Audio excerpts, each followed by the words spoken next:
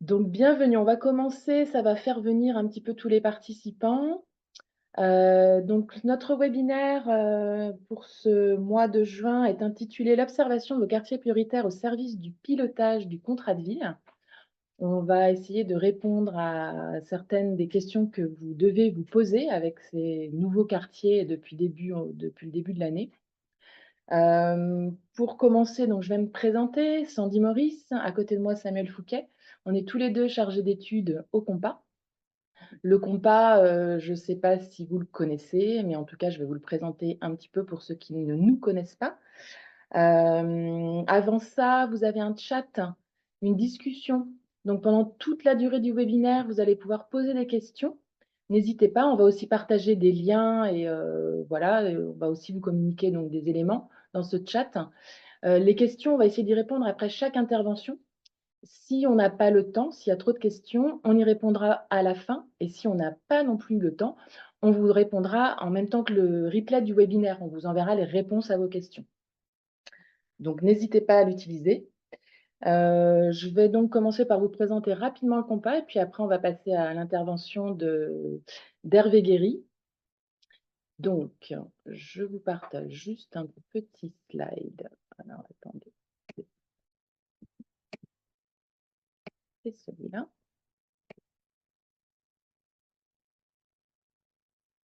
Voilà. Donc, juste pour vous dire que le Compas, on est donc un bureau d'études expert des politiques sociales dans les territoires. On accompagne les collectivités depuis plus de 30 ans. On est 27 experts à votre service et on travaille sur toute la France, DOM inclus. Nous accompagnons les collectivités pour la réalisation d'ABS, donc les analyses des besoins sociaux, c'est notre cœur de métier. Mais on va au-delà, enfin, on fait aussi les CTG, les villes amies des aînés, accompagnement dans ce secteur, les observatoires territoriaux, la politique de la ville, ce qui nous intéresse aujourd'hui, l'observation des quartiers prioritaires. Grâce à notre nouvelle plateforme numérique qu'on a créée là récemment, notamment Hublot, l'espace ressources pour animer votre observatoire, on va vous présenter évidemment cet outil qui vous aide à animer l'observatoire de vos quartiers prioritaires. Concernant le déroulé donc, de ce webinaire, la première intervention, ce sera Hervé Guéry, donc le directeur du Compas, qui va vous expliquer en quoi l'observation des territoires est nécessaire pour le pilotage d'un contrat de ville. Ensuite, Hugo Botton, qui est doctorant au Compas, qui vous présentera notre méthode d'approche IRIS, permettant d'obtenir des données aux nouveaux contours des quartiers prioritaires 2024. Puis Samuel Fouquet, qui vous présentera les outils que nous avons développés pour vous accompagner dans cette démarche d'observation.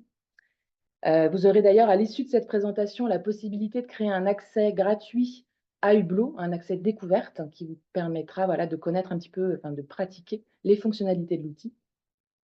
Puis, il y aura ensuite un retour d'expérience avec Viviane Lefebvre et Jamal Kay, qui sont tous les deux membres du bureau de l'IRDSU. Et enfin, un petit temps d'échange avec réponse à vos questions. Donc, n'hésitez pas à utiliser ce chat. Je vais maintenant laisser la parole à notre premier intervenant, Hervé Guéry, directeur du Compas.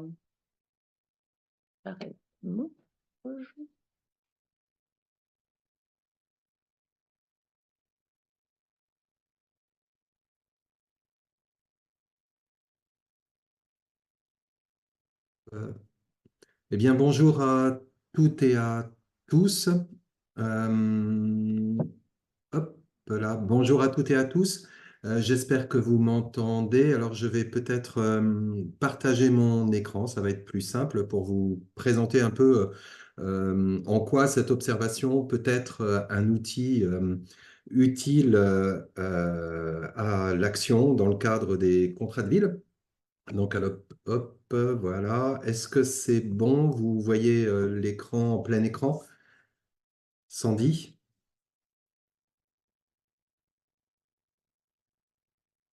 Ah, vous m'entendez ou vous m'entendez pas? Ah oui. Oui, oui, oui, nous, Hervé, on t'entend et on voit ton écran. Donc, je pense que pour les participants, c'est bon Merci. aussi. Merci. OK. Donc, voilà, tout d'abord, parler un petit peu de cette question de l'observation, en quoi elle est utile dans le cadre des contrats de ville et puis quel sens on peut lui donner. Alors, juste rappeler, hein, tu le disais un peu en introduction, Sandy, qu'on est En fin de compte, le compas, ça fait maintenant 35 ans hein, qu'on travaille autour de la politique de la ville. Le premier travail qu'on a réalisé, c'était en 1989. C'était dans le cadre des SQ sur la mise en place d'une étude autour des grandes familles pour le quartier de Bellevue à Nantes, le quartier d'ailleurs où le compas est situé désormais. Et depuis, on a réalisé des centaines de travaux hein, dans les quartiers prioritaires à travers toute la France et l'outre-mer, beaucoup aussi. Et surtout, ce qu'a nourri ce travail d'observation, et je pense que c'est vraiment la clé de la réussite d'un observatoire, c'est le travail avec les acteurs sur le terrain, les élus, les habitants associatifs, l'ensemble des professionnels qui interviennent sur les territoires dans tous les groupes de travail qui peuvent être mis en place afin d'analyser les données. Je reviendrai beaucoup sur cette question puisque l'enjeu de l'observation, c'est aussi comment est-ce qu'il répond à des questionnements utiles à la décision, comment il accompagne ces questionnements, comment il tente d'apporter des compléments d'information ou de repositionner ce questionnement. Et parfois même, des fois, on a la chance de pouvoir apporter des réponses à ces questions. C'est un des objectifs, mais bien sûr, ce n'est pas le seul. Euh, et puis peut-être rappeler aussi que la finalité de l'observation, c'est avant tout l'action. Alors on n'est pas, même si tout à l'heure Hugo parlera, Hugo lui est doctorant, mais notre objectif à nous, c'est pas la recherche pure, c'est pas la recherche scientifique uniquement, c'est avant tout produire de la connaissance, produire des travaux, construire bien évidemment dans les règles de l'art des approches des réalités mais notre objectif à nous, c'est d'accompagner la décision afin de permettre d'améliorer la vie des habitants. C'est vraiment ce qui nous guide et ce qui nous anime depuis que le compas existe. Alors, peut-être se dire, puisque c'était la question qui m'était posée, de se dire, bah, c'est vrai que l'observation, c'est un enjeu pour la politique de la ville, alors à différents niveaux. Tout d'abord, on sait que cette question de la politique de la ville, elle est considérablement remise sur le métier quasiment tout le temps. Hein, voilà, partout où j'interviens, il y a des élus, il y a des partenaires qui disent ouais, c'est quand même un gros truc, c'est quand même compliqué, on a du mal à comprendre vers quoi on va, et puis pourquoi ces quartiers plutôt que les autres, et puis la pauvreté, après tout, il n'y en a pas que dans les quartiers, mais il y en a un petit peu partout en France. Pourquoi on est toujours attentif aux quartiers dits prioritaires et la politique de la ville, elle est un petit peu complexe à comprendre.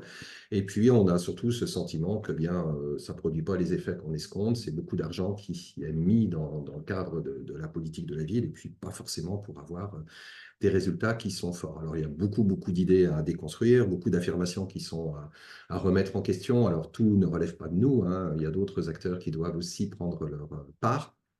Mais au moins, la petite part que nous, on essaye de prendre, c'est celle de pouvoir mettre en évidence les enjeux, les spécificités des quartiers et surtout problématiques particulières qu'on va retrouver dans les quartiers liées à ce que sont les habitants et les difficultés qu'ils peuvent avoir. Et derrière, pour nous, c'est au-delà de devoir justifier, au-delà de devoir expliquer pourquoi la politique de la ville, hein, c'est d'ailleurs un des points par lesquels on commence toujours nos interventions, c'est aussi cette question de modifier les regards, faire tomber toutes ces idées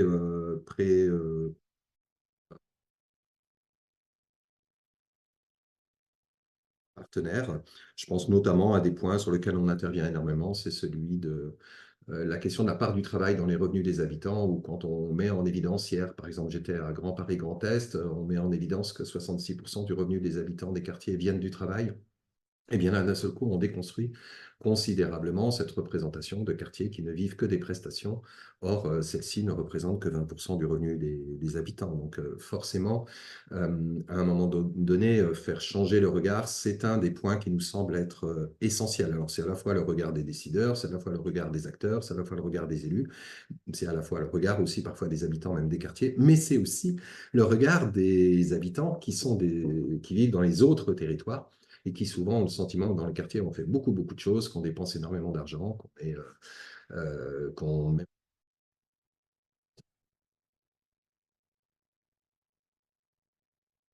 pas aussi simple que ça, et que ces politiques publiques sont parfois moins importantes dans leur montant et leur volume que ce qu'elles peuvent être à l'extérieur des quartiers. Mais ça, Ça fait partie aussi à nous de notre travail d'observation que de déconstruire ces idées reçues. Et puis, il y a une urgence aussi, c'est que dans nos quartiers, on a de très nombreuses ressources et que celles-ci, elles sont peu valorisées. Donc, notre objectif, c'est aussi de les mettre en évidence, hein. Je pense notamment, par exemple, la question linguistique. On a là de très, très grandes richesses, par exemple, pour l'exportation euh, ou des activités qui sont faites en France dans d'autres pays. Et là, on voit bien qu'on a des ressources très fortes. On a des personnes qui sont à l'initiative de multiples entreprises ou activités. On l'a mis en évidence justement avec Hugo Botton qui interviendra tout à l'heure. On a mis en évidence l'importance des auto-entrepreneurs, l'importance des créations d'entreprises dans les quartiers et ça, c'est aussi des richesses qui sont fortes et qui sont très peu valorisées et qui viennent en contradiction avec ces représentations couramment admises que dans les quartiers, eh bien, la valeur travail n'existe pas, alors que c'est complètement faux. Et puis, surtout, un enjeu, et là aussi une urgence hein, pour améliorer la situation des habitants des quartiers prioritaires. Et c'est un petit peu ce que je vais essayer d'illustrer dans cette présentation pour montrer en quoi la politique, en quoi l'observation peut être utile à la décision dans le cadre de la politique de la ville. Et puis, l'observation, ça doit être aussi un outil de veille. Un outil de veille parce que l'objectif, c'est pas seulement de suivre des indicateurs qui sont des indicateurs de connaissance, mais c'est aussi des indicateurs qui, à un certain moment, doivent nous alerter, doivent nous montrer eh bien, qu'il peut y avoir une part de la population qui connaît une dynamique un peu différente de celle des autres, qui est peut-être, on l'aperçoit à peine ou on sent à peine le frémissement. Or, en réalité, eh bien, la tendance, elle doit nous interroger. Alors, sur cet outil de veille, ce qui est vraiment important, c'est d'arriver à avoir un suivi longitudinal, un suivi dans le temps des indicateurs et des données, afin notamment de pouvoir eh bien, faire apparaître des phénomènes qui sont essentiels à comprendre et sur lesquels, eh bien, quand ils ne sont pas encore très importants, pouvoir eh bien, intervenir dessus et faire évoluer nos réponses pour éviter que ces phénomènes ou ces mécanismes prennent trop d'ampleur. Donc, ce n'est pas seulement un outil complexe, un outil avec plein de conventions, plein de questionnements difficiles à mettre en œuvre.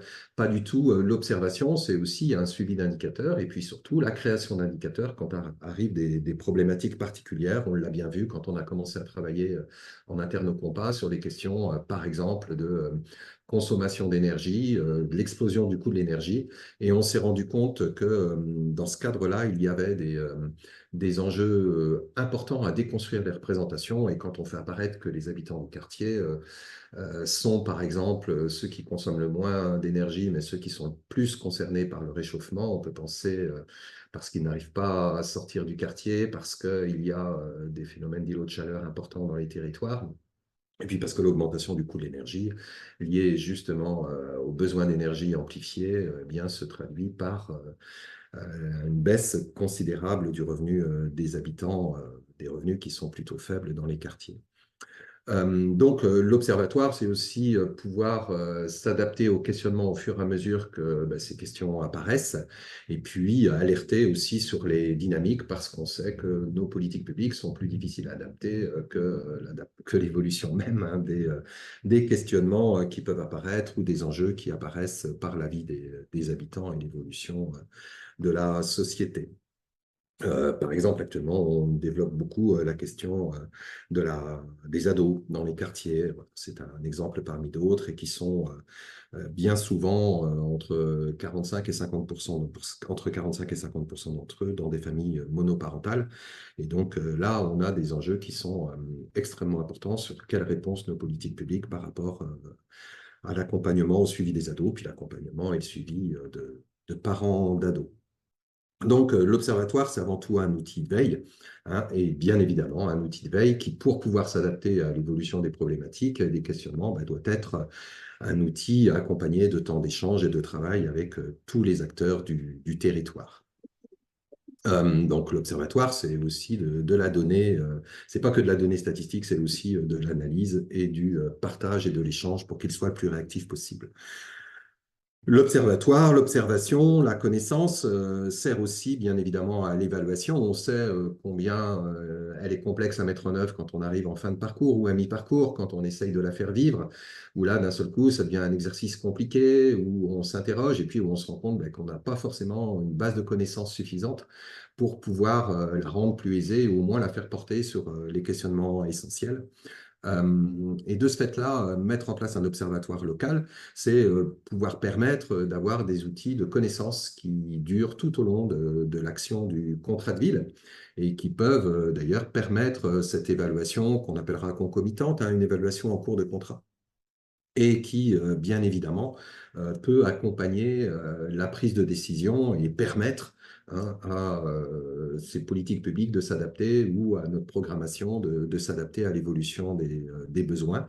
Donc, mettre en place un observatoire, c'est aussi faciliter considérablement la démarche d'évaluation et surtout permettre tout au long du contrat aux acteurs qui souvent ne sont mobilisés qu'au moment de l'évaluation, je pense notamment à un certain nombre d'élus ou de partenaires, eh bien, de pouvoir les mobiliser tout au long de l'action du contrat de ville. C'est donc un outil aussi de sensibilisation à ce qui fait le contrat de ville, à son essence et ben, au sens qu'on cherche à lui donner. Alors, je voudrais l'illustrer d'un certain nombre comme ça, de points qui, moi, m'ont semblé importants dans les démarches d'évaluation qu'on a réalisées ces derniers temps.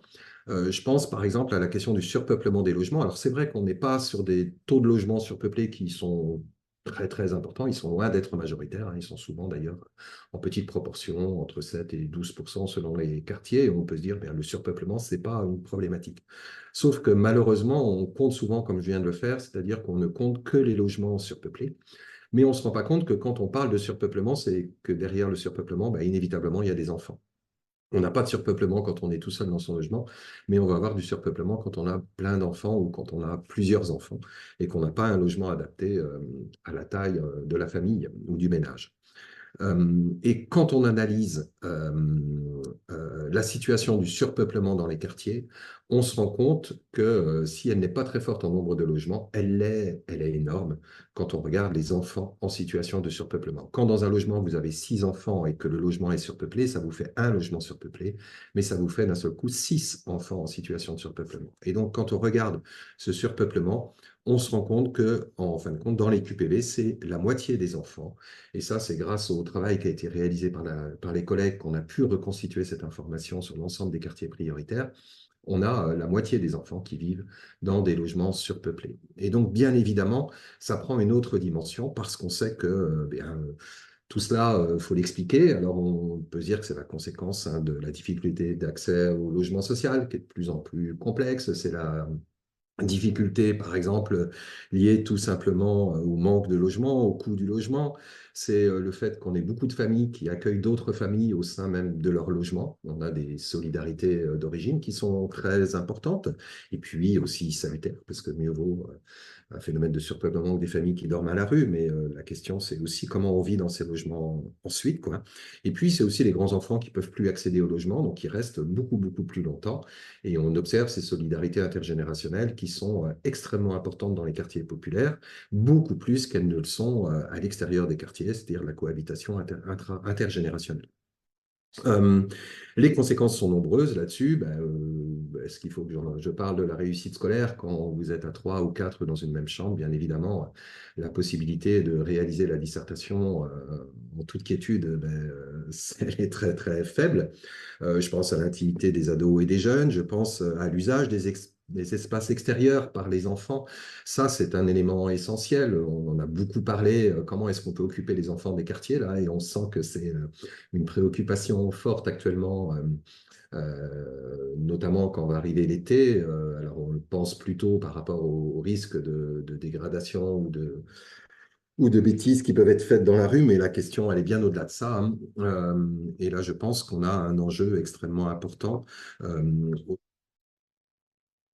à la prise en charge des enfants à l'extérieur des logements, dans les bas d'immeubles, où il faut réfléchir au fait qu'on ne peut pas rester dans son logement quand on est trop nombreux, quand il y a trop d'enfants. Puis d'ailleurs, c'est aussi une demande de la part des parents parfois de pouvoir respirer un peu. Et c'est pour ça que je parle aussi de la question de la parentalité, un exercice de la parentalité, puis bien évidemment des violences intrafamiliales qui sont amplifiées quand on est trop nombreux dans un même logement.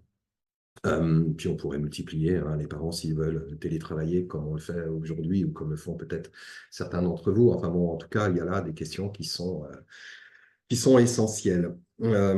Et puis, eh bien, qu'est-ce qu'on peut faire par rapport à ça? Eh bien, moi, je pense être très vigilant autour notamment des opérations de renouvellement urbain, car parfois on détruit du grand logement et on reconstruit du petit, alors qu'on a besoin, on a toujours besoin, et de plus en plus dans les quartiers populaires, de grands logements.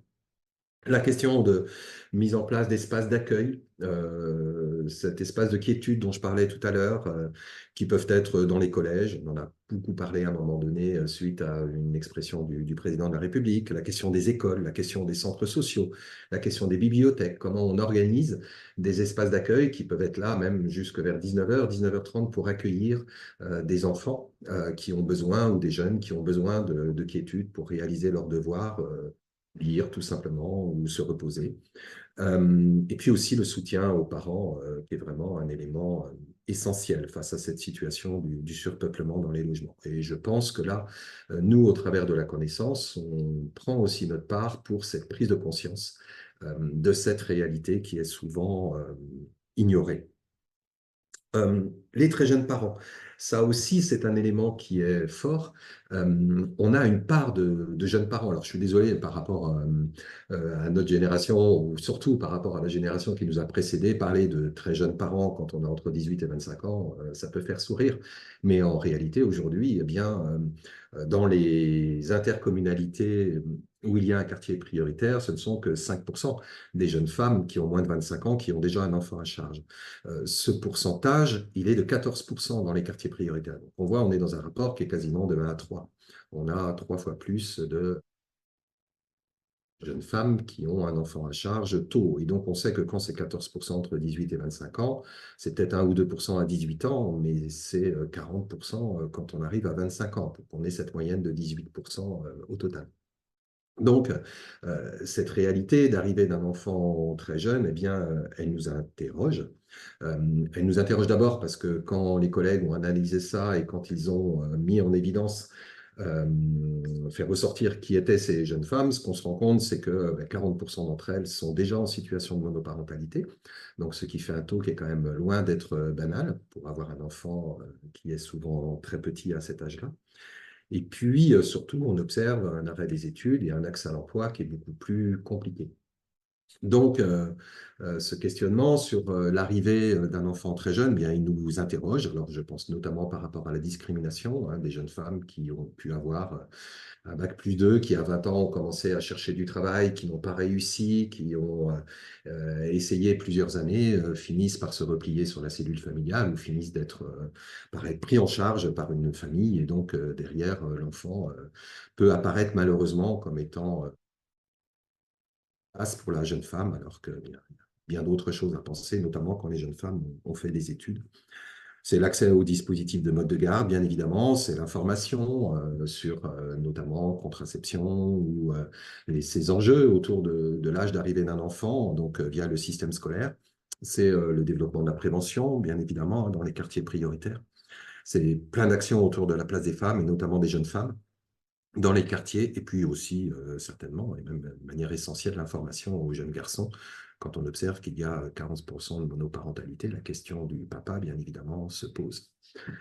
Euh, un taux d'activité féminin qui baisse, ça aussi, c'est un des points. Alors, ça fait quand même très longtemps maintenant qu'on est sur cet axe-là, mais malheureusement, ça continue, voire même dans certains quartiers, ça s'amplifie. On arrive aujourd'hui à des taux d'activité qui peuvent être extrêmement faibles, hein, largement en dessous des 50% des jeunes femmes qui ont entre 25 et 54 ans. Donc, on est là sur des questions qui sont fondamentales. Actuellement, il est 16 points plus bas que celui qui est observé pour l'ensemble de la France, hein, pour les femmes qui ont entre 18 et 55 ans. Donc, vous voyez qu'on a là une situation qui nous interroge et surtout, il ne fait que baisser. Pour les femmes, il se conjugue avec un taux d'emploi précaire qui est beaucoup plus fort et qui est en progression, une déqualification qui est vraiment très très forte, hein. Dans les QPV, la part des femmes qui sont en situation de déqualification, c'est-à-dire qu'elles ont un diplôme d'enseignement supérieur, mais elles vont occuper un poste d'ouvrière ou d'employé, il est de 44% hein, dans les quartiers et il n'est que de 24% sur l'ensemble de la France. Donc on a là un phénomène qui est très fort. Alors bien évidemment, il peut y avoir là aussi un effet lié à la discrimination, mais il faut vraiment qu'on s'empare de cette question parce qu'elle a des impacts et des effets sur les jeunes générations pour lesquelles on peut se dire, eh bien, à quoi ça sert de faire des études si ma grande sœur, elle a fait un bac+5 et aujourd'hui, elle est caissière dans une grande surface. Mais à quoi ça sert de faire des études, quoi. Donc là, on a vraiment des conséquences importantes et qu'on ne regarde pas suffisamment en face. Alors, bien évidemment, hein, cette baisse du taux d'activité féminin, comment est-ce que je peux dire, qualité du travail qui est plus faible pour les femmes dans les quartiers qu'à l'extérieur, eh bien, ça a des conséquences hein, autour de la place des femmes dans les quartiers, sur leur autonomie, la possibilité de pouvoir se séparer si elles le souhaitent, hein, si elles n'ont pas de ressources propres, et puis la vie en dehors du logement et du quartier. Les questions liées derrière à la mobilité hein, sont des questions fondamentales sur lesquelles les contrats de ville et la mobilité des femmes ont à réfléchir sur l'accès à la formation, sur la place des femmes dans l'espace public, sur la question, par exemple, du français langue étrangère pour les femmes qui, malheureusement, n'ont pas la maîtrise suffisante du français. Voilà quelques questions qui sont posées autour de ce taux d'activité féminin qui baisse. Moi, je le croiserai aussi avec une étude qu'on a faite au Compas il y a 7-8 ans, qui mettait en évidence que l'indicateur qui corrélait le plus le taux de pauvreté dans les territoires, c'était celui du taux d'activité féminin. Plus le taux d'activité féminin est faible, plus le taux de pauvreté est fort dans les territoires, et plus le taux d'activité féminin est fort, plus le taux de pauvreté est essentiel sur la lutte contre la pauvreté, et puis aussi sur la place des femmes, qui est celui du taux d'activité féminin. La question de l'isolement dans le logement, qui est là aussi un enjeu fort, puisqu'on déconstruit les représentations quand on sait qu'en France, 40% des logements occupés dans les quartiers prioritaires de la politique de la ville sont des logements occupés par une personne seule. Alors, je parlais tout à l'heure des logements suroccupés avec plein d'enfants, mais il faut pas oublier qu'on a aussi beaucoup de personnes seules dans les quartiers. Alors, la particularité des quartiers, c'est d'un côté d'avoir beaucoup plus de familles qu'on a à l'extérieur, c'est d'avoir beaucoup de personnes seules, mais d'avoir au milieu très peu de cette catégorie de ménages qui se développe de plus en plus en France, qui sont les couples sans enfants, qui sont bien évidemment souvent des quinquas, des sexagénaires, des septuagénaires, et qui sont largement sous-représentés dans les quartiers prioritaires, hein, des couples qui ont eu des enfants, mais dont les enfants sont partis. Donc, c'est une part qui est en très forte progression dans les quartiers prioritaires. Et surtout, ça nous étonne, puisqu'à l'extérieur des quartiers prioritaires, quand on regarde qui sont les personnes seules, ben, ce sont essentiellement des étudiants et des seniors. Dans les quartiers prioritaires, eh bien, ce ne sont ni des étudiants ni des seniors, ce sont plutôt des personnes d'âge actif et avec une plus forte proportion d'hommes. Et là, ce sont souvent des personnes qu'on peut appeler des personnes invisibles, hein, et donc derrière, de manière très opérationnelle, on peut s'interroger sur quelle place pour ces personnes isolées, quel lieu de socialisation pour les hommes seuls, hein, en dehors peut-être, alors excusez-moi de tomber dans la caricature, mais des terrains de pétanque ou des cafés, et derrière, quelles actions et associations autour du lien social pour ces personnes seules, et puis surtout, comment est-ce qu'on peut approcher ces personnes qui s'invisibilisent et qui sont souvent d'ailleurs ignorées de tout le monde quand on en discute, nous, dans le cadre des travaux qu'on réalise. On se rend bien compte que fréquemment, personne ne les rencontre. Donc voilà un questionnement fort autour de cette question de l'isolement dans les logements. Je reviens sur la question des étudiants et des personnes âgées. Les personnes âgées sont souvent des femmes et les étudiants sont aujourd'hui très majoritairement des étudiantes. Or, dans les quartiers, on voit qu'on a une très forte proportion d'hommes. Donc vraiment, cette question de la place de l'homme isolé, elle a du sens. Alors peut-être pour conclure, je pense que là, je respecte le temps qui m'était donné, j'espère. Eh bien, l'objectif, ben, c'est de faire de l'observation un espace de dialogue, hein, pour que la donnée analysée soit aidante à la décision. L'observatoire ne permettra jamais de répondre à toutes les questions, mais il va permettre de se poser les bonnes questions, c'est-à-dire d'éviter d'avoir des questionnements qui sont décalés par rapport à la réalité. C'est aussi ne pas seulement regarder la donnée dans son ensemble, mais c'est aller dans la complexité d'un territoire qui est fait de plein de groupes de population qui sont très différents. Mais justement, on peut passer à côté des femmes qui arrêtent de travailler, on peut passer à côté des jeunes femmes qui ont des enfants très tôt, parce qu'on va regarder globalement et on ne regardera pas les sous-groupes. Donc c'est vraiment aller dans la complexité d'un territoire et des différentes dynamiques qu'il y a au travers des habitants. L'usage de la data, ce n'est pas un exercice théorique qui est destiné à mettre en avant un savoir-faire technique. Alors, on y travaille beaucoup au compas, mais notre objectif, ce n'est pas la technique pour la technique, ce n'est pas le plaisir de pouvoir faire apparaître des indicateurs qui seraient euh, surtout d'accompagner la prise de décision, d'accompagner la prise de conscience. Et c'est cette démarche opérationnelle sur des questionnements qui sont les questionnements posés par les par les différents acteurs. Donc, le point de départ, c'est bel et bien la question du qualitatif et l'articulation entre le ressenti des acteurs et la donnée. Pour nous, c'est vraiment le cœur de la démarche d'observation, car c'est bel et bien par cette analyse partagée, c'est par la recherche ensemble des explications par rapport aux indicateurs que l'on peut et qu'on pourra permettre aux différents acteurs eh bien, d'aller dans le même sens, de prendre une conscience au même moment de ces réalités, de définir des priorités d'action aussi entre eux et de construire les politiques adaptées ou surtout d'adapter les politiques à l'évolution du besoin des habitants sur le territoire. Voilà globalement ce que je pouvais vous dire. J'espère que je suis resté dans le délai qui m'est imparti. Et puis, bien évidemment, je reste à votre question, à votre disposition autour de questions que vous auriez éventuellement sur l'intervention que je viens de faire. Merci Hervé, effectivement, tu as respecté timing. Mm. Donc, alors, je ne vois pas de questions pour l'instant dans le chat, mais n'hésitez pas si ça vient au fur et à mesure, hein, voilà, on pourra y répondre après les autres interventions à la fin de ce webinaire. On va donc enchaîner avec Hugo Botton, qui va nous présenter bah, la méthode que nous, on a imaginée, créée et développée pour essayer d'observer les quartiers prioritaires en attendant les données diffusées par l'INSEE. Alors, Hugo, est-ce que tu nous entends? Oui, je suis là, j'ai juste pas l'autorisation de démarrer ma vidéo. Ah, alors, on va te la donner. Ça doit être bon. Ok, bah, très bien. Merci. Bonjour, Hugo. Bonjour à toutes et à tous. Et je vous partage mon écran. Est-ce que vous le voyez bien? Oui, ouais, Ok, super. très bien. Bonjour à toutes et à tous. Et du coup, comme le disait Sandy, je vais rapidement vous présenter la méthodologie qui a été mise en place au compas pour pouvoir transformer l'essai après les déclarations d'Hervé Guéry juste avant. Et du coup, après tout l'intérêt de l'observation, comment le mettre en œuvre concrètement et avec un angle particulier, du coup, qui est celui de la nouvelle géographie prioritaire. Puisque du coup, comme vous avez dû le suivre en fin d'année dernière, il y a donc une révision de la géographie prioritaire.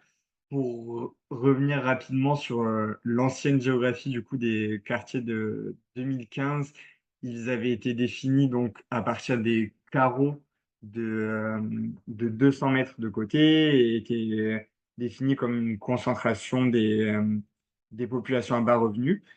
Et ces bas revenus étaient issus de données de 2011.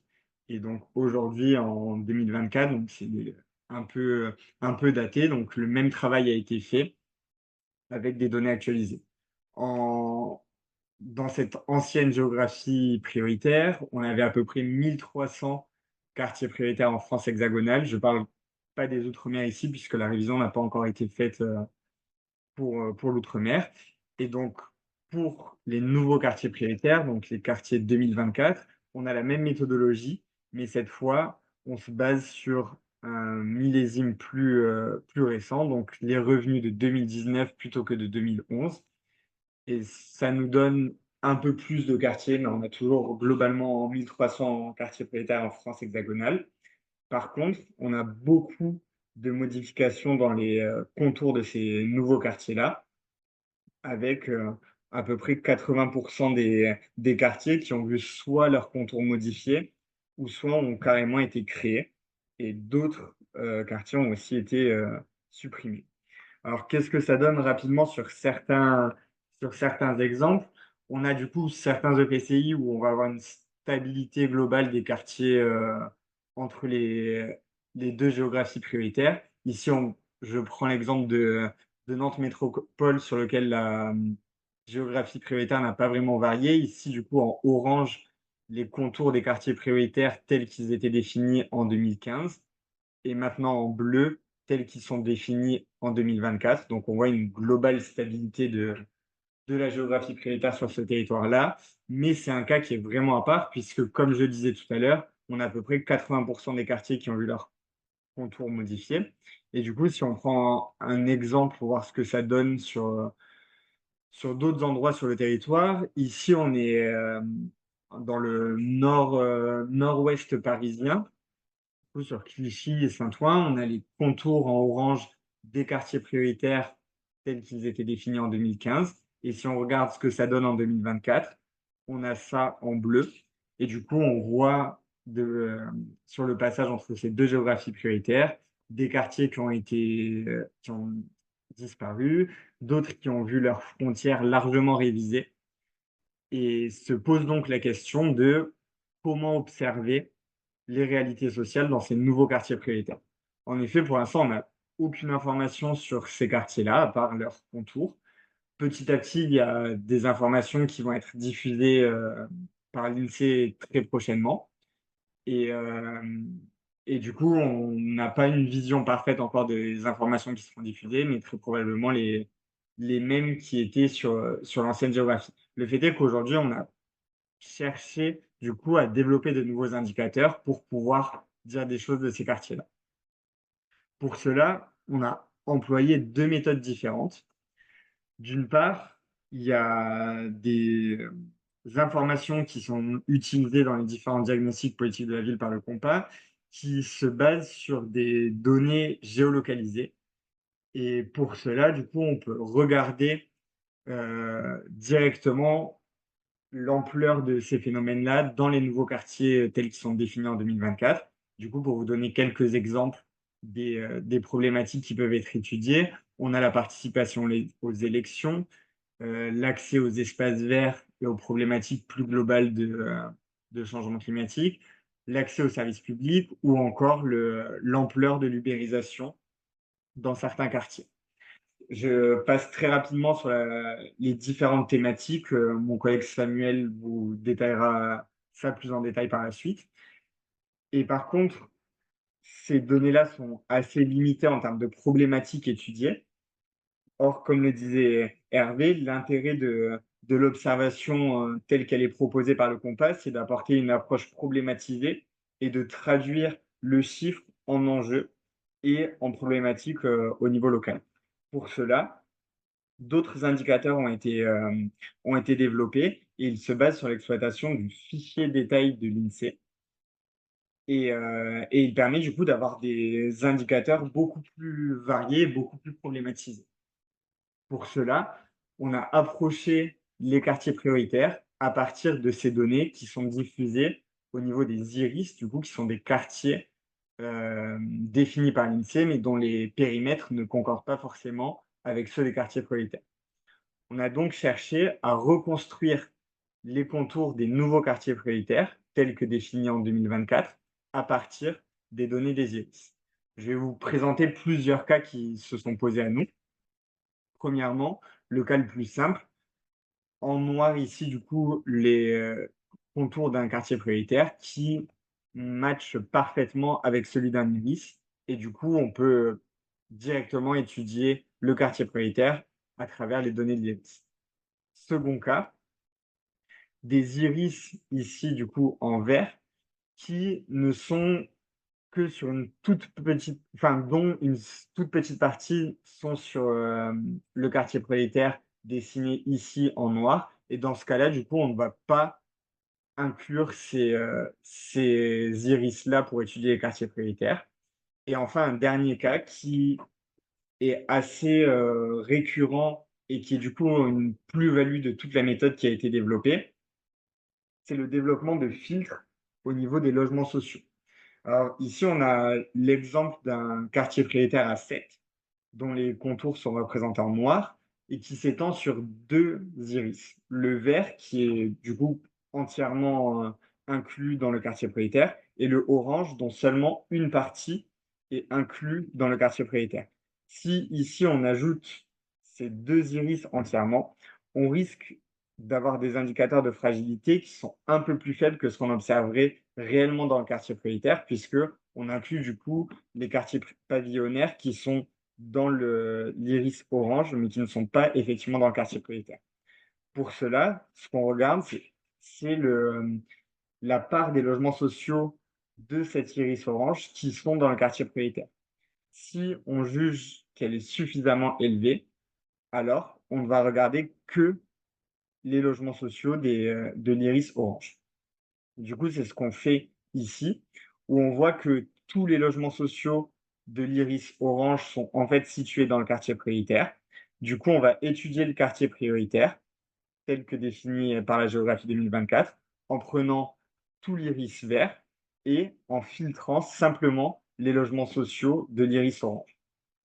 Du coup, on reconstruit le quartier comme cela. Pour, euh, Pour faire cette méthodologie-là, on l'a développée au niveau national. Donc, pour chacun des 1300 quartiers prioritaires, on a pu définir quels iris pouvaient être retenus. Est-ce qu'il fallait ou pas appliquer ce filtre au logement social? Et cela nous permet du coup de construire une base d'observation au niveau national et qui peut être détaillée selon chacun des nouveaux quartiers prioritaires 2024. Et quels sont du coup les avantages et les limites de cette méthode? Pour vous présenter déjà rapidement les limites, on a déjà certains quartiers prioritaires qui ne peuvent pas être rapprochés avec les iris. Ils sont que 4% à l'échelle nationale, donc c'est très minoritaire. De plus, cette méthode, elle ne peut être utilisée que pour les données qui ne sont pas diffusées directement de façon agrégée à l'IRIS. Du coup, certaines sources de données comme celle de la CAF ou de France Travail, pour l'instant, ne peuvent pas être développées comme cela. Par contre, on a vraiment tout ce que présentait Hervé tout à l'heure avec des indicateurs problématisés qui sont issus des discussions avec des acteurs de la politique de la ville qui peuvent, eux, être construits. Ça peut porter sur la déqualification, la discrimination à l'échelle locale, le lien entre la possession d'une voiture et un emploi, par exemple. Et tout ça, on peut vraiment le reconstruire avec la limite que ça reste des estimations et que ça ne porte pas du coup exactement sur les quartiers prioritaires. Pour du coup voir dans quelle mesure ces estimations étaient justes ou pas, on a cherché à comparer au niveau agrégé ce qu'on obtient à partir de notre zonage avec ce qui est obtenu par ailleurs avec des données de référence. Donc ici, ouais, j'espère que c'est pas trop petit le tableau, on a du coup des données de cadrage qui nous permettent de voir dans quelle mesure notre méthode, la méthode du coup à l'approche iris compas, permet d'avoir des résultats qui sont similaires ou pas à des statistiques qu'on connaît au niveau de l'ensemble des quartiers prioritaires. Et ce qu'on voit, c'est qu'on est très très proche à chaque fois. Si on prend par exemple la part de familles monoparentales, on sait qu'il y en a 19% dans les quartiers prioritaires. La méthode d'estimation arrive à 18%. Si on est sur le taux d'emploi des 15-64 ans, on sait qu'on est à 47%. Notre méthode nous amène à 46%. Donc, on était très, très satisfait de la qualité de ces estimations-là, ce qui nous permet de dire que cette méthode est totalement robuste et permet d'observer du coup des réalités sociales dans ces nouveaux quartiers prioritaires, alors qu'on a pour l'instant pas d'autres informations sur ces quartiers. Et du coup, autres avantages, déjà le premier, c'est effectivement qu'on a des indicateurs sur ces quartiers-là. Et surtout, je souhaite revenir sur, un peu prolonger ce que disait Hervé tout à l'heure, mais la possibilité de construire des indicateurs problématisés et qui sont du coup au plus proche des questionnements, de l'action publique locale, en gardant en tête du coup que ces chiffres-là, même s'ils ne restent que des estimations, ne sont jamais une finalité en soi, mais ils sont vraiment perçus par le compas comme un moyen qui permet du coup un accompagnement pour traduire en enjeux au niveau locaux, plus qu'une fin en soi.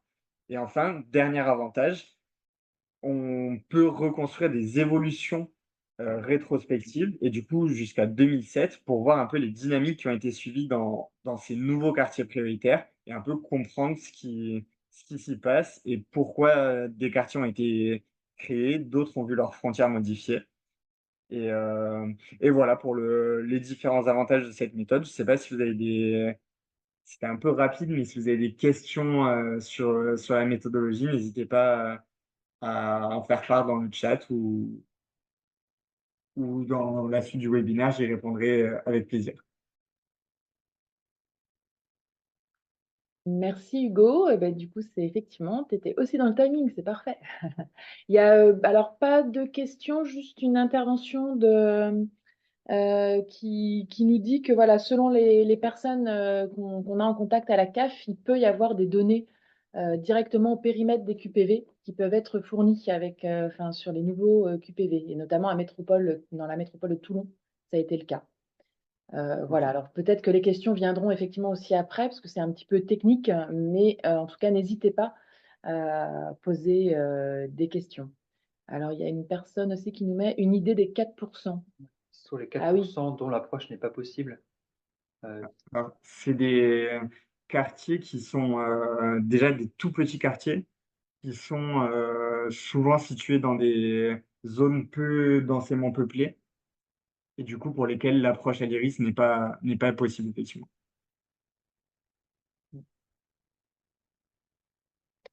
ce que je vous propose, c'est que... Ah, alors, attendez, il y a une nouvelle question.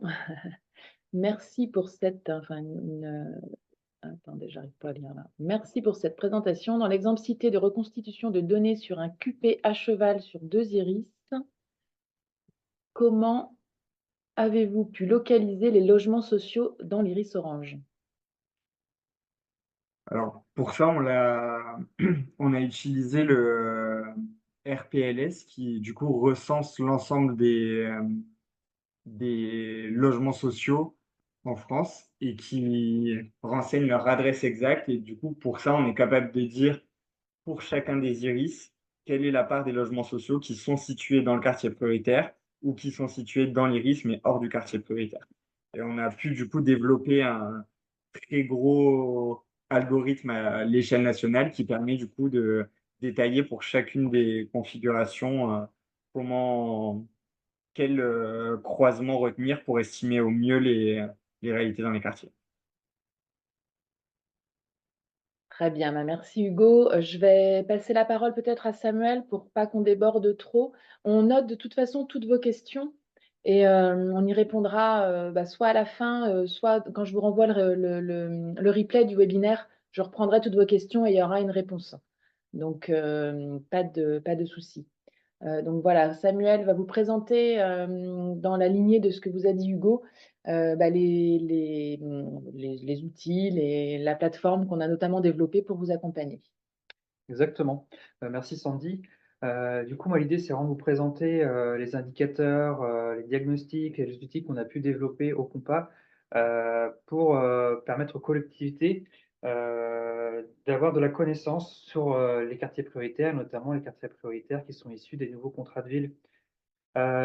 Juste pour vous dire que l'observation des quartiers prioritaires au Compas, ça date déjà d'il y a quelques années.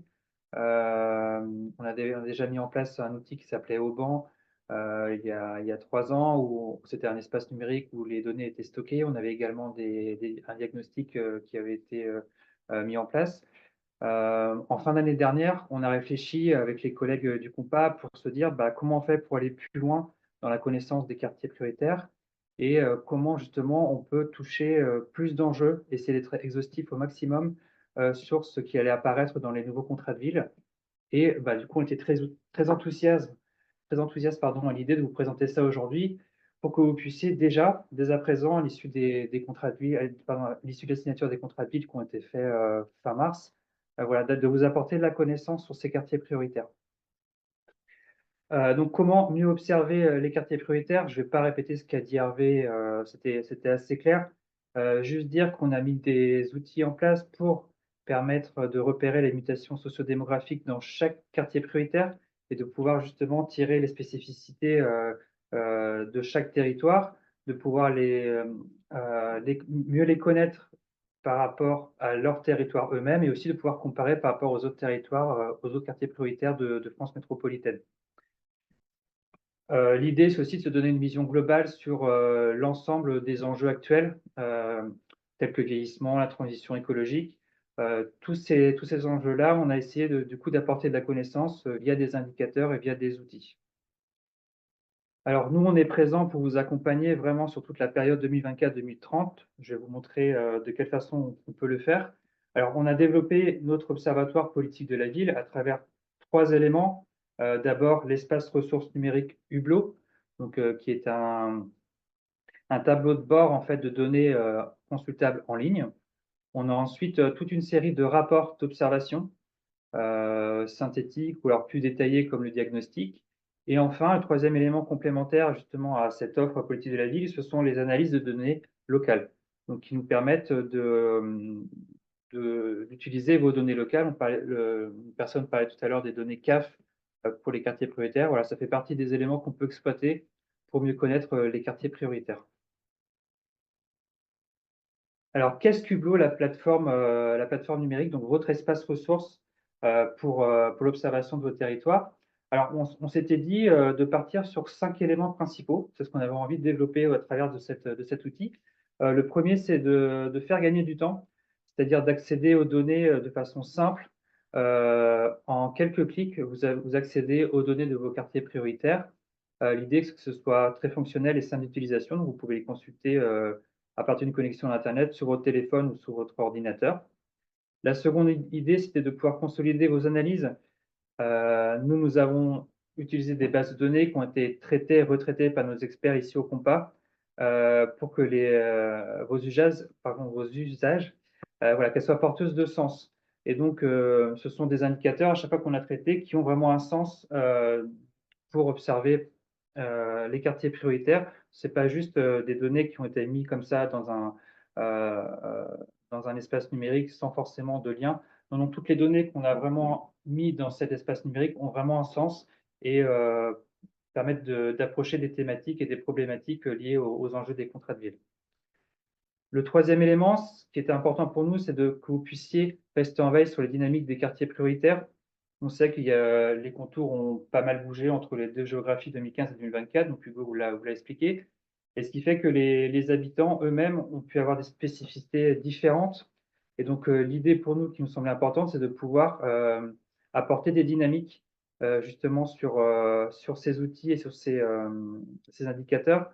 Donc, on le verra tout à l'heure quand je ferai la démonstration. On a des éléments de comparaison, d'évolution, des éléments de classement. Voilà, l'idée, c'est vraiment de voir comment évoluent les quartiers prioritaires sur une longue durée. Le quatrième élément, c'était aussi de pouvoir vous doter de documents clés en main. Je l'ai dit tout à l'heure, l'idée, c'était que ce soit le plus simple possible d'utilisation, mais aussi que vous puissiez apporter de l'analyse de façon très simple et pouvoir exporter toute l'analyse que vous allez faire dans l'espace numérique Hublot. Et aussi vous apporter d'autres expertises sur des données, des éléments de contexte, notamment via les bulletins mensuels, les lettres de l'Observatoire et aussi les notes au niveau national rédigées par le Compas, notamment les Compazoom. Et dernier élément, on voulait que ce soit accessible à tout public, à tous les utilisateurs de la collectivité, en vous accompagnant via des notes de décryptage, des clés de lecture, des lexiques, des méthodologies aussi assez détaillées. Voilà, l'idée, c'était que chacun puisse l'utiliser selon ses besoins et de façon assez simple. Alors, on va se connecter directement à Hublot. Alors, comme disait Sandy tout à l'heure, vous aurez la possibilité de tester Hublot chez vous dès cet après-midi ou demain matin. Dès que vous avez rempli le lien d'inscription, vous aurez accès à un accès découverte pour naviguer par vous-même et découvrir du coup l'outil. Donc, Hublot, c'est un espace sécurisé, donc chacun a ses codes, chaque abonné a ses codes. Voilà, je vais changer mon partage d'écran.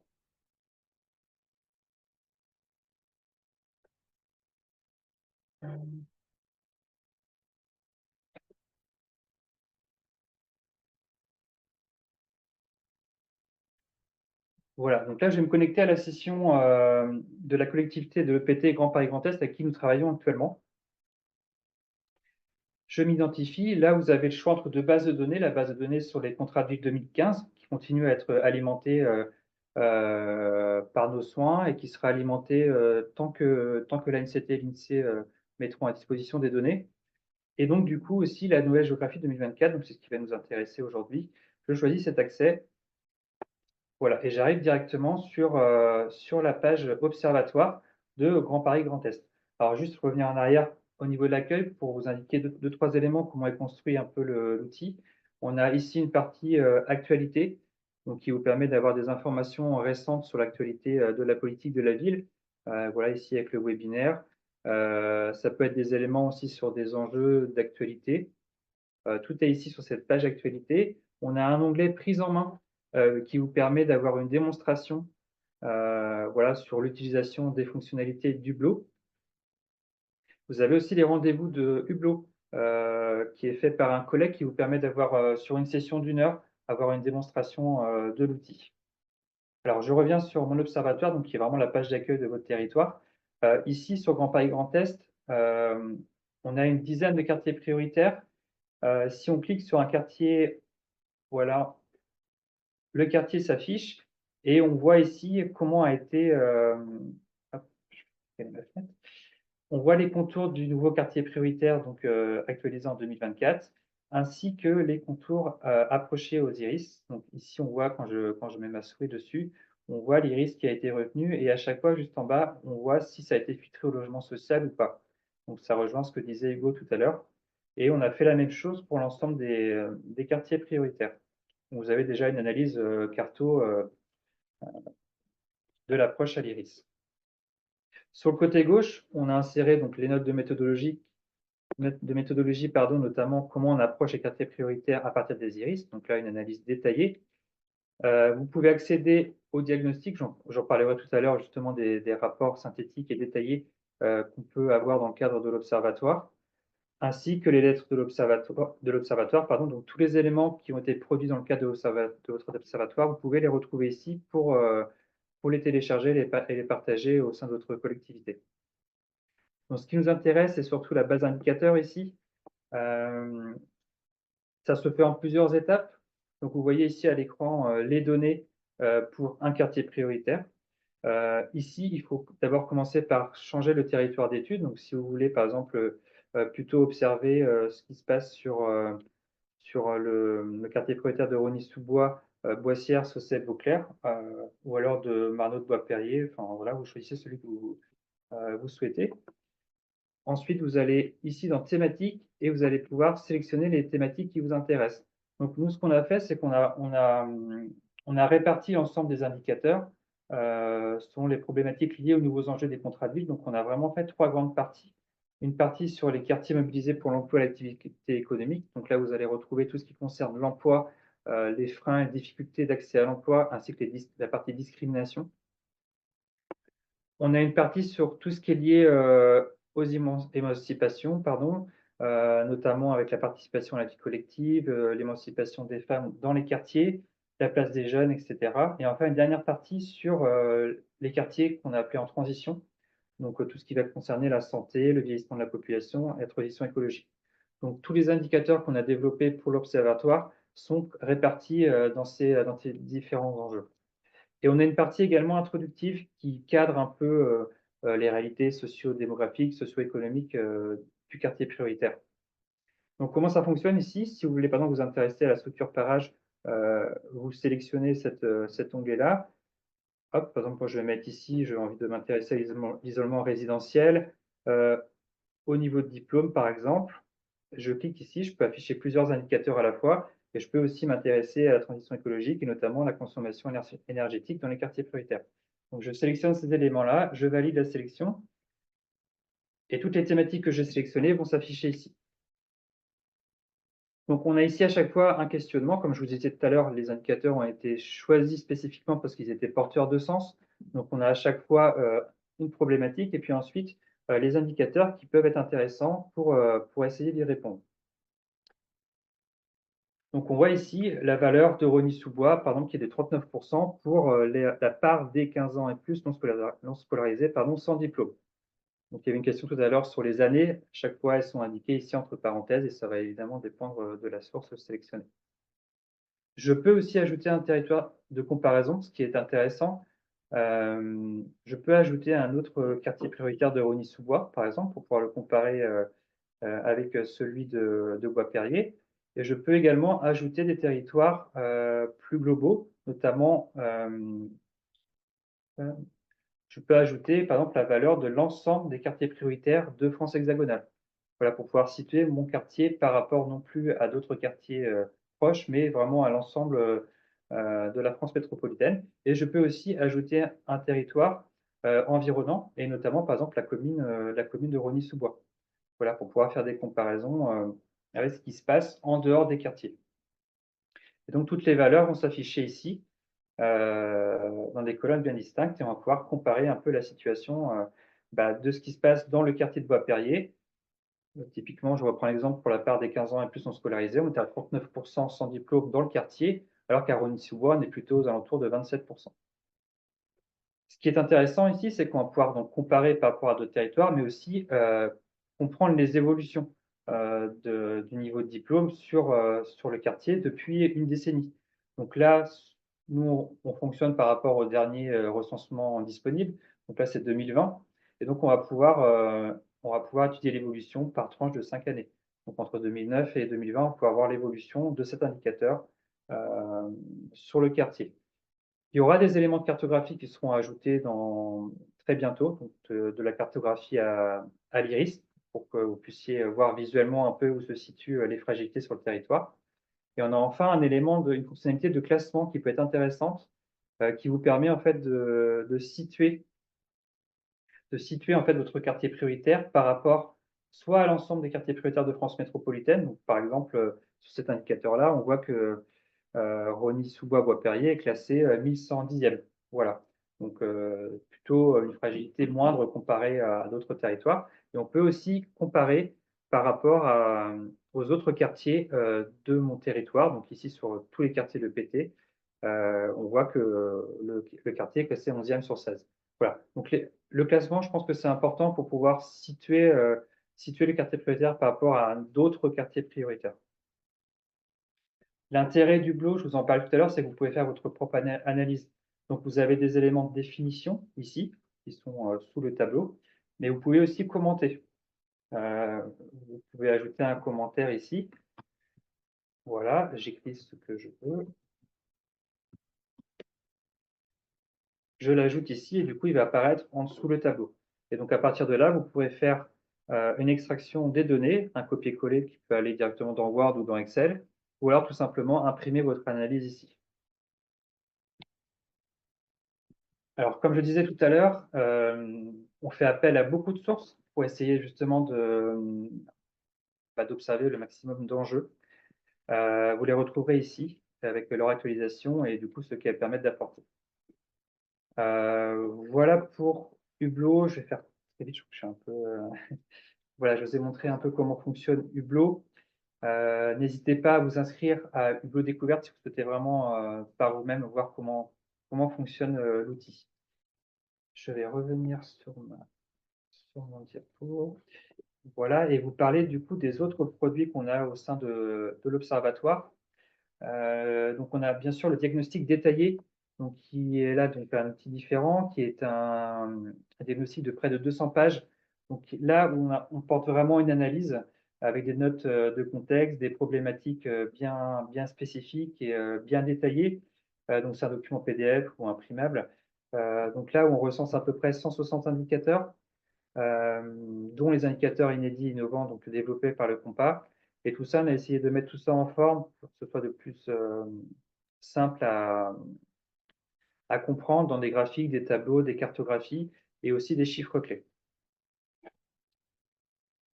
Je ne vais pas revenir sur le sommaire, c'est à peu près la même façon dont on a fonctionné pour Hublot. Là, vous voyez sur les 200 pages, vous avez à peu près 50 pages, 50 à 75 pages sur chaque enjeu. Je parlais des indicateurs inédits du compas, c'est-à-dire que ce sont des indicateurs qui ont été construits spécifiquement pour observer un enjeu. Par exemple, ici, je vois sur la question de la déqualification, on a des éléments sur la vulnérabilité des mineurs, sur la fragilité des femmes. Voilà, tous ces indicateurs-là ont été développés dans un but de répondre aux différents enjeux, notamment sur la transition écologique, par exemple. On n'avait pas forcément de données transmises par l'ANCT et l'INSEE. Là, on a essayé de regarder, du coup, si c'était possible de comparer la situation des quartiers prioritaires, typiquement sur l'indice de consommation énergétique, ce qui se passe en QP ou hors QP. Hop, je vais un peu plus vite. Là, c'était pour montrer aussi comment fonctionne le diagnostic avec un tableau ici en exemple, des éléments cartographiques avec une approche carroyée pour aller plus dans le détail et, voilà, et voir comment un peu les notes, la problématisation est effectuée avec des notes de contexte à chaque fois. On a aussi les lettres de l'observatoire qui vous permettent d'avoir des éléments synthétiques. C'est une gamme de documents vraiment de 4 à 8 pages qui vous permettent de communiquer auprès des habitants, auprès des différents services sur les principales caractéristiques des quartiers prioritaires. Voilà. Et enfin, on a aussi des éléments voilà, on a un bulletin mensuel qu'on pourra vous envoyer par mail tous les mois sur un sujet en particulier. Et troisième élément complémentaire de l'observation, c'est l'analyse de vos données locales.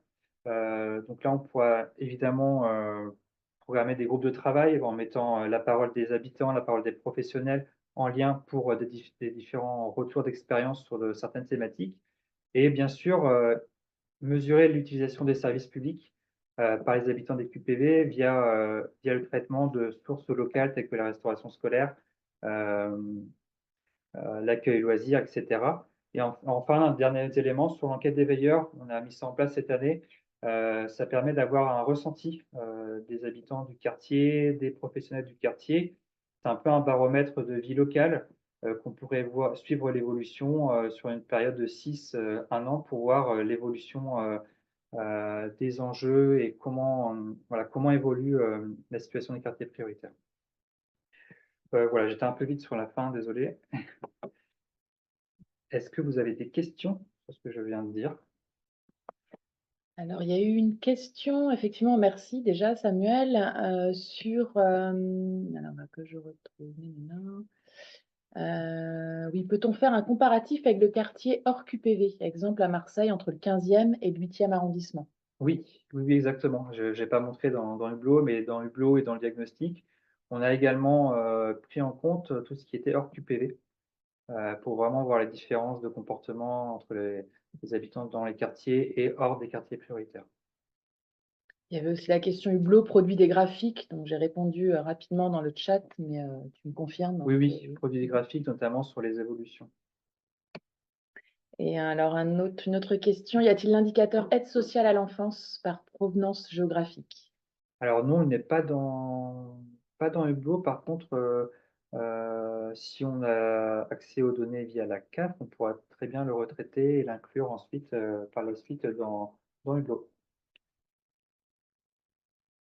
Alors, il y a une dernière question peut-être, et puis on va passer ensuite à l'intervention suivante. Peut-on comparer les 2 générations de géographie d'un même QPV? Alors, ça va dépendre, je pense. Alors, l'INSEE n'a pas encore sorti les données au contour exact. Ça arrivera en juin, je pense, ou juillet. Ils ont pour projet de mettre aussi, d'actualiser les données des contours 2015. Si votre quartier n'a pas changé de contour, je pense qu'il n'y aurait pas de raison de ne pas le faire. Par contre, en effet, dès lors qu'il y a une modification des contours, ne serait-ce que sur une rue ou un immeuble, déjà les comparaisons peuvent être biaisées. Donc, je pense que nous, au compas, quand l'INSEE mettra à jour justement ces données, on tâchera regarder justement ce qui est possible de mettre en comparaison et voir si on peut suivre les historiques justement sous les contours 2015.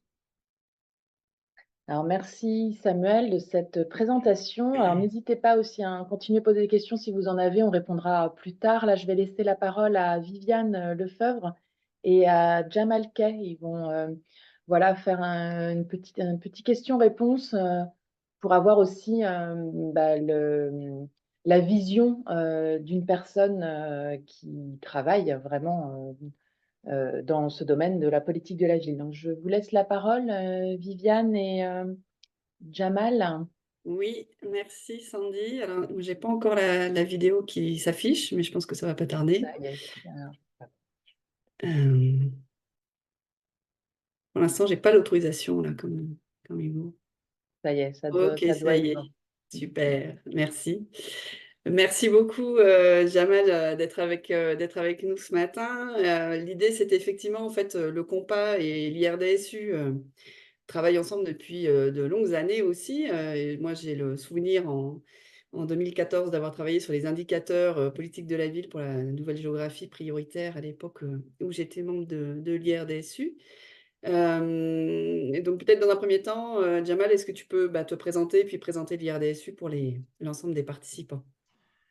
Bien sûr, bonjour à tous. Donc merci encore une fois pour l'invitation. Donc c'est toujours un plaisir d'échanger avec les collègues du Compas sur l'ensemble de ces sujets qui nous tiennent vraiment à cœur, à la fois dans notre quotidien, mais au-delà de ça, dans la mission qu'on a amené à animer depuis plusieurs années. Alors rapidement, donc moi je suis Jamal Kay, donc je suis responsable du service politique de la ville, de la métropole européenne de Lille, qui à la fois est un mission qui pilote l'ensemble des sujets autour de la politique de la ville, tant sur le volet social, avec l'animation du contrat de ville, mais aussi d'un point de vue renouvellement urbain, donc avec le pilotage de l'ensemble, de la convention NPRU et donc du pilotage de l'ensemble des projets de renouvellement urbain sur la métropole. Donc c'est à peu près 13 sites concernés à l'échelle de la métropole européenne de Lille.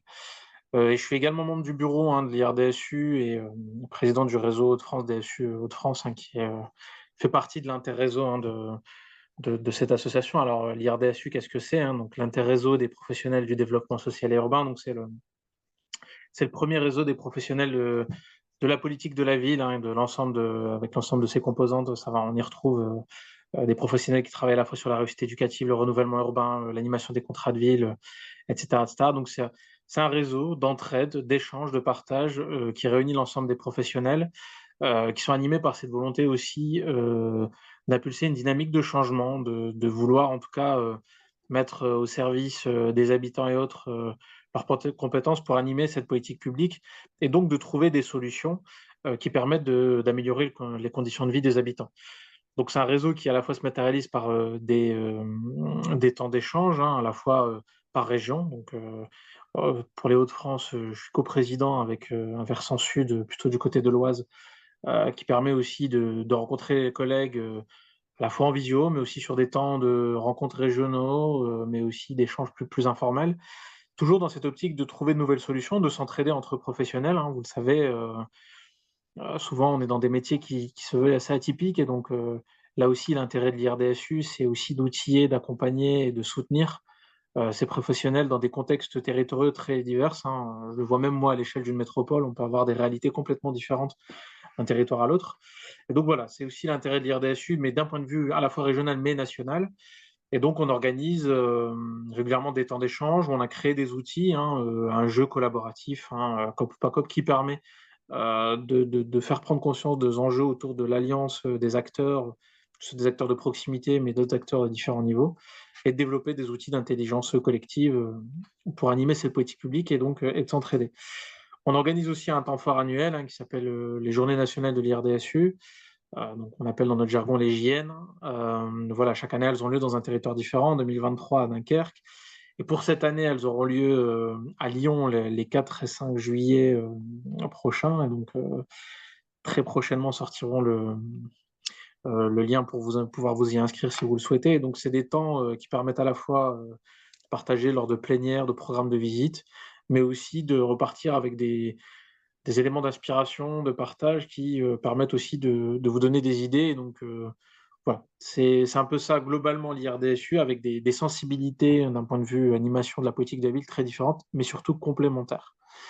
Ouais, et Jamal, tu nous disais donc effectivement, enfin, l'intérêt aussi de l'alliance, en fait, hein, des acteurs et des partenaires, et l'enjeu de travailler ensemble pour finalement le mieux vivre dans les quartiers et peut-être changer aussi le regard, c'est ce que disait hein, Hervé dans son introduction, hein, changer le regard qui peut être porté sur les habitants des quartiers prioritaires.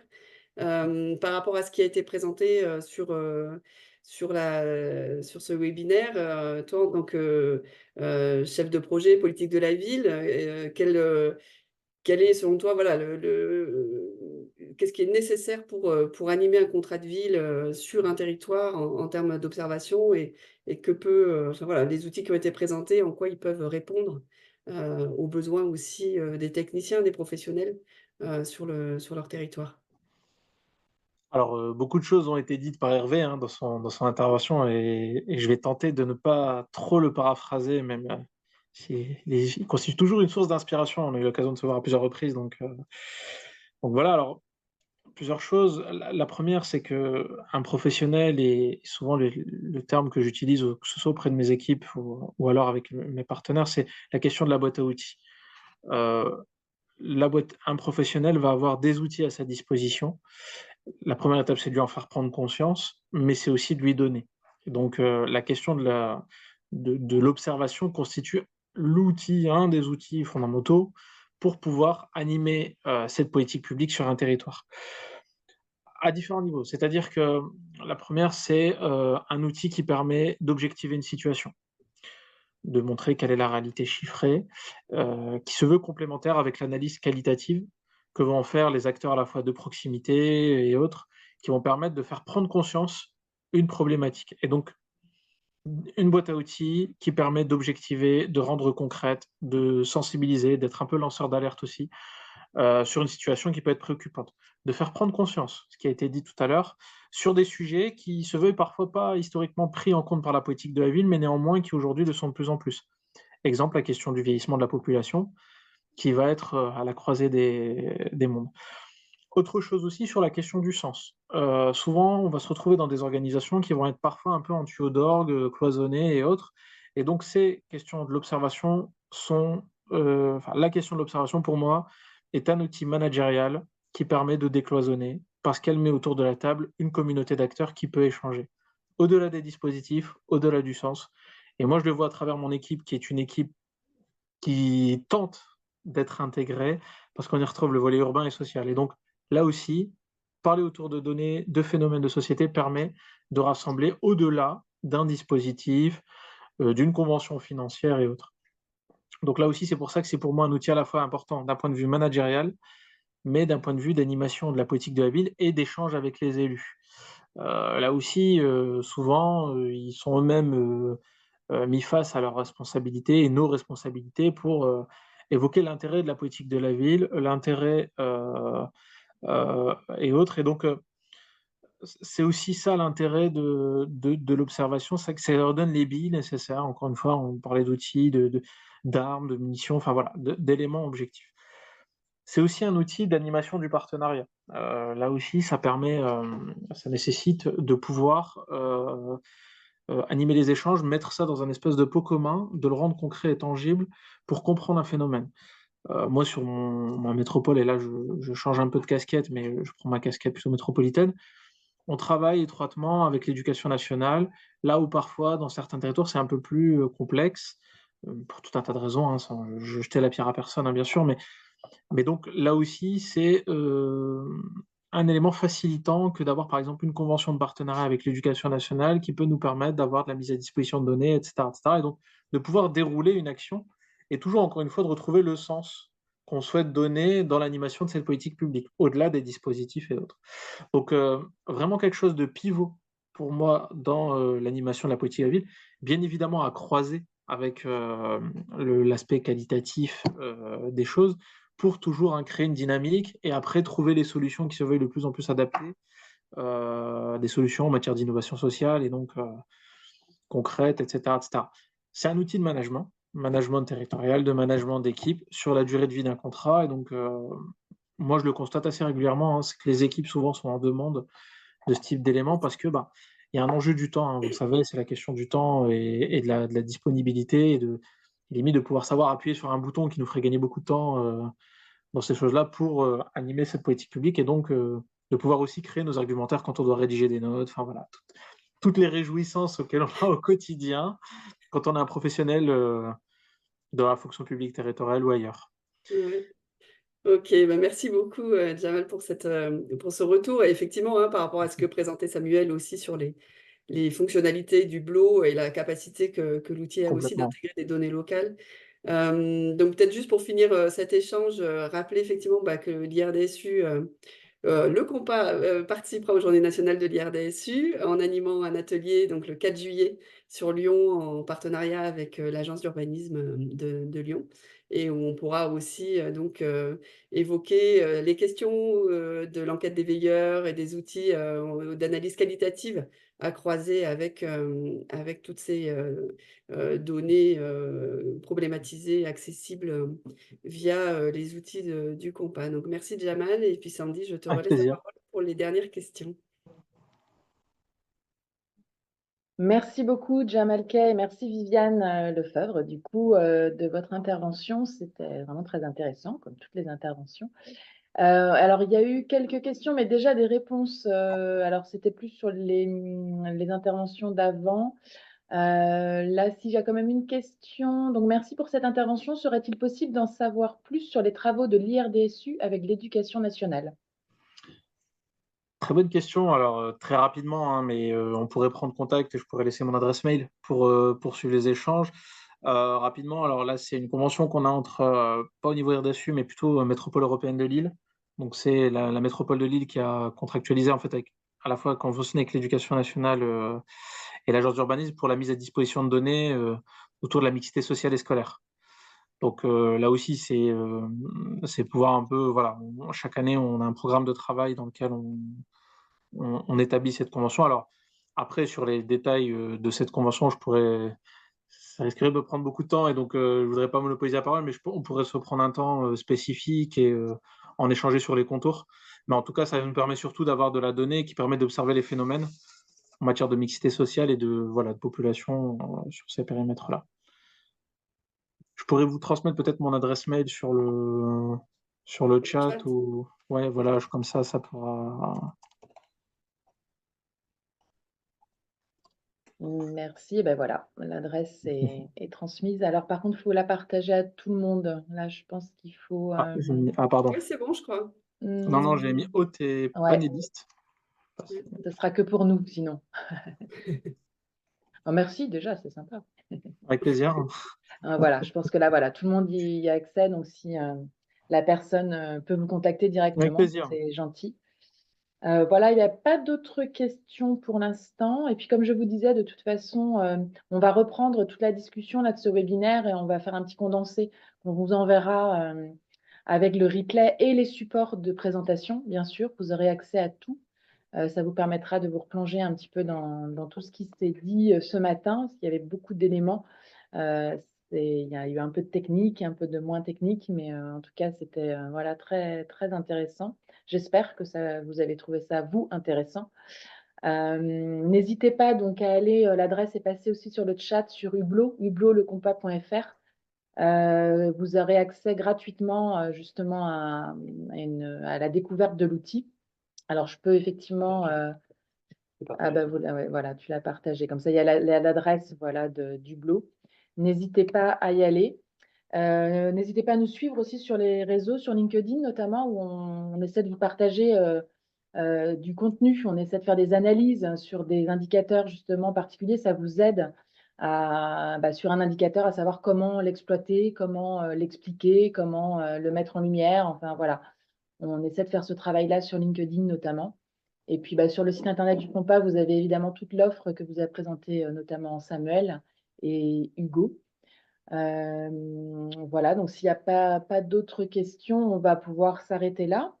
Je vous envoie de toute façon tous les éléments par mail. Et puis rendez-vous le 4 juillet pour les journées de l'IRDSU. Et en attendant, je vous souhaite un bon appétit. Voilà, merci beaucoup. Merci beaucoup. Bonne journée à tous. Merci. Merci, au revoir. Au revoir. Au revoir. Au revoir.